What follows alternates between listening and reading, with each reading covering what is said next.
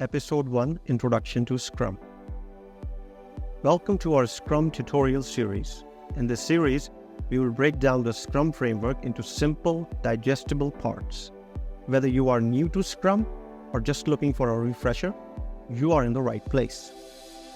Scrum is a lightweight, agile framework that helps teams solve complex problems and deliver high-value products.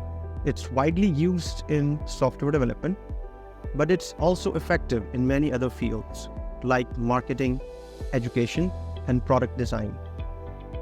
Scrum is built on three main pillars: transparency, inspection, and adaptation.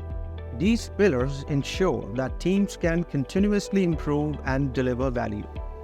In the next episode, we will dive into what Scrum is and how it differs from other frameworks. Make sure to subscribe so you don't miss it. Thanks for joining me today. See you in the next episode.